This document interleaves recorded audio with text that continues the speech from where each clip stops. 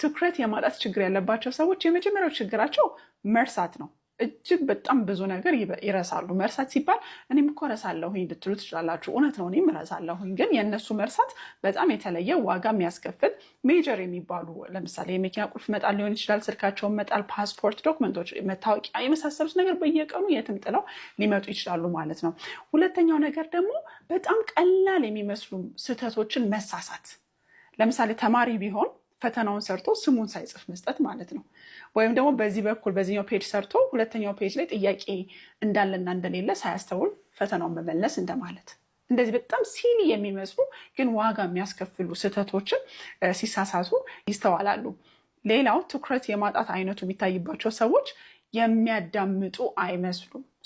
የኮሚኒኬሽን ችግር ያጋጥማቸዋል። ለምሳሌ ሰዎች እያዋራችኋቸው የሌሉ ይመስላችኋል። እያዳመጥከኝ ነው፣ እያዳመጥሽኝ ነው እያላችሁ 10 ልትጠይቋቸው ትችላላችሁ። ወይም ደግሞ እሱ እኮ አያሰማኝም ወይ እሱ አትሰማኝም ልትሉ ትችላላችሁ። ትኩረት የማጣት አንዱ ችግር የሚያዳምጡ ያለማምሰልን ነገር ያመጣል ማለት ነው። ሌላው ደግሞ ትዕዛዝን አንብበው አይጨርሱም። ኢንስትራክሽንን ደግሞ አለማንበብ አለመረዳት ብዙ ዋጋ ያስከፍላል አይደለም።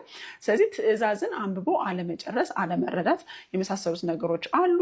ዋናው አቴንሽን ዴፊሲት ሃይፐርአክቲቪቲ ዲስኦርደር ላይ የምናየው ነገር ሰዓትን ማስተዳደር በጣም ነው የሚከብዳቸው። ስለዚህ ከሰዓት ማስተዳደር ጋር ተያይዞ የሚመጡ ችግሮችን ለምሳሌ እስከ መጨረሻው ድረስ ስራን መግፋት፣ አለመስራት ወይም ደግሞ ብዙ ነገርን ጀምሮ መተው፣ አለመጨረስ የመሳሰሉ ነገሮች እንደ ችግር ይከሰቱባቸዋል ማለት ነው። አርባ ቀንድል የሚለውም አንዳንዴ ከማንፈልገው ማህበረሰብ ማንገኝ እንችላለን።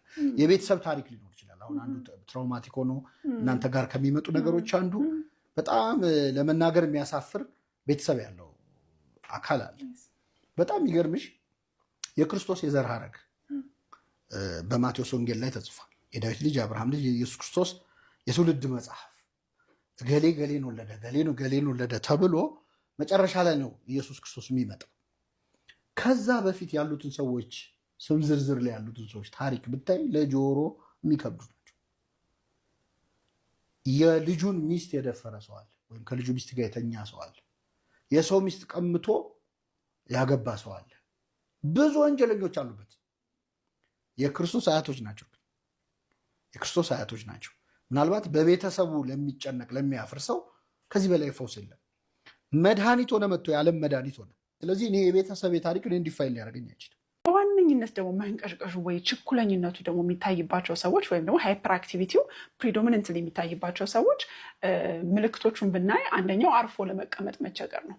በተለይ ይሄ በልጆች በጣም ይስተዋላል። እሱ እኮ በቃ አርፎ አይቀመጥም፣ ይንቀዠቀዣል። ትምህርት ቤትም ልትጠሩ ትችላላችሁ። ሙሉ ክፍለ ጊዜ 45 ደቂቃውን ላይቀመጡ ይችላሉ።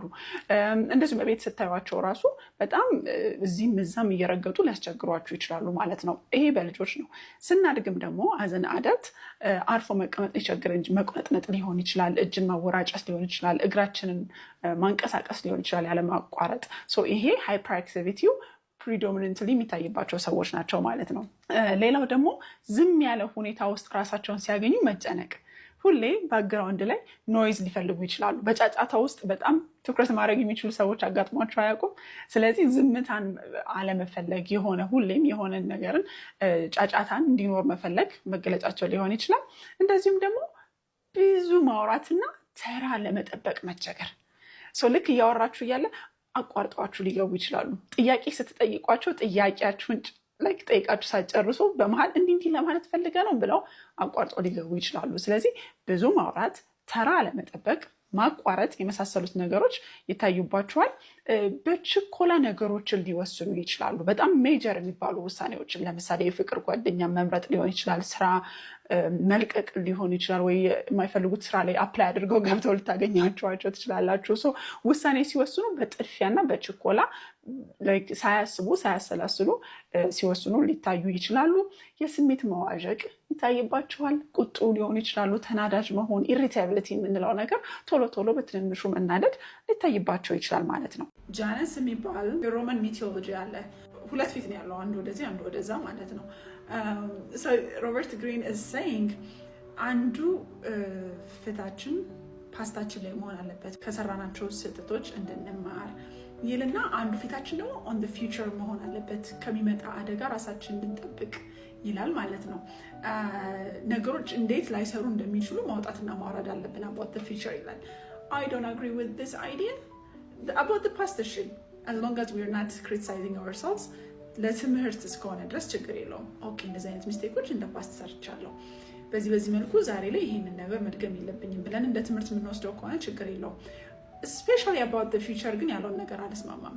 like እንዲህ ባይሆንስ እንዲህ ቢሆንስ need to live the present remember ፕሬዘንት የሚባለው ነገር አለ እዚህ ጋር about the future በዚህ መጠን ነገሮችን እንዴት እንደማይሰሩ ማየት አለብን ያለውን ነገር ማልስማማው። ለአንዛይቲ ተጋላጭ የሆኑ ሰዎች የበለጠ አንዛይታቸው በጣም እንዲጨምር፣ ኦቨርቲንኪንግ የሚያስቸግራቸው ሰዎች፣ ፐርሶናሊቲ ዋይዝ ኒውሮቲሲዝማቸው ከፍ ያለ ሰዎች የበለጠ ነገሩ ላይ ኦብሰስድ ሆነው እንዲያስቡ ያደርጋቸዋል። እና for that reason I don't agree with this idea። የእናንተን ግን ሀሳብ ብሰማ ደስ ይለኛል። ኦቨርቲንክ ማድረግ ፕሮብለም ሶልቪንግ ነው ወይ? is it really ነው ብላችሁ ካመናችሁ ደግሞ የምር ሪዝኒንጋችሁን ማስቀመጥ ይኖርባችኋል። እንዴት ናችሁ? የሮበርት ግሪንን 48 laws of power ሪቪው ማድረግ ጀምረናል። ዛሬ የምነግራችሁ ነን ፕሌየርስ ብሎ እሱ ያስቀመጣቸው that means ከፓወር ጋራ ምንም አይነት ንክኪ እንዲኖራቸው የማይፈልጉ ሰዎች የሚጠቀሟቸውን ራሽናሎች፣ ምክንያቶች ወይ መገለጫ ጠባያቶችን አስቀምጧቸዋል። አንደኛው ነገር ፓወርን በዚህ መጠን መፈለግ ሞራሊስቲክሊ ራይት ነው ብለው አያምኑም ነው። ሁለተኛው ደግሞ እነዚህ ሰዎች በሰዎች እኩልነት የሚያምኑ ናቸው፣ ሁሉም እኩል ነው ብለው የሚያስቡ ናቸው። ኤንድ እሱ ደግሞ ስህተት ነው ብሎ ይሞግታል። ለምንድን ነው ስህተት የሚሆነው? ሁላችንም ስንፈጠር ልዩ ሆነን ስለተፈጠርን እኩል ነን ብለን በግዴታ ወደ እኩልነት የምንመጣ ከሆነ በጣም ስኪል ያለውን በጣም አውትሻይን የሚያደርገውን በግድ መሀል ላይ ብዙ ችሎታ የሌላቸውን ደግሞ ከፍ ማድረግ ሊኖርብን ነው እኩልነት የሚለው ነገር ላይ ለማምጣት ዳዝን ወርክ። ሶስተኛው ነገር ደግሞ የሰዎች ጠባያት ላይ አንዳንድ ሰዎች ቀጥተኛ ናቸው፣ ስትሬት ፎርወርድ ናቸው፣ ኦነስት ናቸው፣ ታማኝ ናቸው። ይሄ ደግሞ ሌሎች ሰዎች እንዲጎዷቸው ተጋላጭ እንዲሆኑ ያደርጋቸዋል። ፋይናሊ ናይቪቲ ብሎ ይጠቅሰዋል። ምናልባት የልጅነት ኢኖሰንስ ማስቀመጥ እንችላለን። እዚህ ጋር ልጆች ኢኖሰንት እንኳን ቢሆኑ ትልልቅ ሰዎችን ምን ብለው አታለው የሚፈልጉትን ነገር ማግኘት እንደሚችሉ እንኳን ያውቃሉ። so power is in nature ያለ ነገር ይመስላል from what he is drawing here. anyways 48 laws of power ላይ የማገኛቸውን ነገሮች ከስር አካፍላችኋለሁ። የዛሬው ላይ ኮሜንታችሁን ብሰማ ደስ ይለኛል። 48 laws of power ሪቪው ማድረጋችን እንደቀጠለ ነው። አድርገው ተዛሬ ታምራቱ እንደቀጠለ ነው ትላለች ጓደኛዬ። ኤኒዌይስ ነገር ማይንድ ምንም የሚያገናኘው ነገር የለም እዚህ ጋር። ኦኬ he said ሰዎች ፓወር እንዳይኖራቸው የሚያደርጋቸው ነገር ስሜታቸው ነው። ከስሜትም ደግሞ ንዴት እና ፍቅር ፓወር እንዳይኖረን ያደርጋል ብሏል ማለት ነው። and I agree about the ንዴት በጣም ብላይንድ የማድረግ ፓወር አለው። ስንናደድ ብልጭ አለብኝ ሲሉ ሰዎች ሰምታችሁ አታውቁ? ኧረ እኔ ምን ሆኜ እንደሆነ አላውቅም፣ ምን ያልነበርኩም ምናምን ይላሉ ሰዎች። ንዴት ምክንያታዊ የሆነ ነገሮችን እንዳናስብ፣ እንዳናሰላስል፣ አግባብ ያለው ምላሽ ለአካባቢያችን እንዳንሰጥ ማድረግ የሚችል በጣም ከባድ ስሜት ነው ካልተቆጣጠር ነው ማለት ነው። ስሜቱ እንዳይሰማን አይደለም፣ ወይም ደግሞ የተሰማንን ስሜት እንድንክደውና ኢንተርቴን እንዳናደርገው አይደለም። ግን በአግባቡ ስሜታችንን አንድን የምናደርግበትን የምንቆጣጠርበትን መንገድ ካላገኘን በስተቀር ፓወር ከኛ ጋር አይሆንም ይለናል ማለት ነው። ሁለተኛው ደግሞ ፍቅር ነው ብሏል።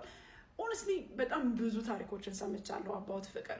ላይክ ይሄ ነገስታቶች ምናምን፣ ንጉሶች፣ ንግስቶች፣ ፓወር ያላቸው ሰዎች ከሆነ ሰው ፍቅር ይዟቸው ስትራቴጂክሊ ሮንግ የሆኑ ዲሲዥኖችን ምናምን ሲሰሩ አይነት ነገር ብዙ ታሪክ ሰምተናል አይደለም? እስቲ የምታውቁት ታሪክ ካለ ኮመንት ላይ የከሌ ታሪክ እያላችሁ ጥቅሱልኝ ደስ ይለኛል።